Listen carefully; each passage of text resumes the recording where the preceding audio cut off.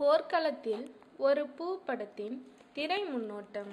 விடுதலை புலிகள் அமைப்பின் தொலைக்காட்சி செய்தி வாசிப்பாளராக இருந்த இசைப்பிரியா இலங்கையில் நடந்த இறுதிப் போரில் இராணுவத்தினரால் கொல்லப்பட்டார். இசைப்பிரியாவின் வாழ்க்கையை மையமாக வைத்து போர்க்களத்தில் ஒரு பூ என்ற பெயரில் எஸ்எஸ்கே கிரியேஷன் சார்பில் குருநாத் சல்லானி என்பவர் படமாக தயாரித்தார். கு. கணேசன் என்பவர் இயக்கினார். இந்த படத்திற்கு தணிக்கை குழு சான்றிதழ் தர மறுத்துவிட்டது.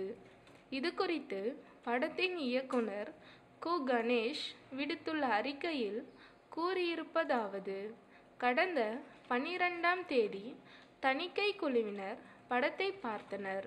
படம் பார்த்து முடித்ததும் தணிக்கை குழு அதிகாரியான ஜெயந்தி முரளிதரன் என்னை அழைத்து படத்தின் தயாரிப்பாளர் எங்கே என்று கோபமாக கேட்டார்.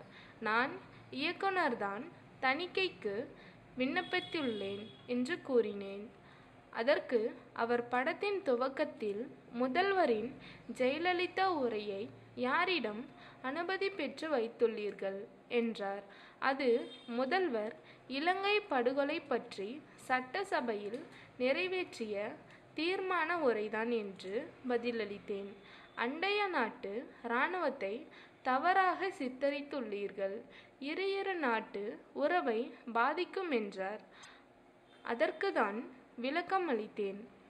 இறுதியில் படத்திற்கு தணிக்கை சான்றிதழ் தர முடியாது என்று கூறிவிட்டார். படத்தை ரிசர்விங் கமிட்டிக்கு அனுப்புங்கள் என்றேன். அதற்கும் மறுத்துவிட்டார். வருகிற 18ஆம் தேதி படத்தை வெளியிடுவதாக திட்டமிட்டு இருந்தோம். அது முடியாமல் போய்விட்டது.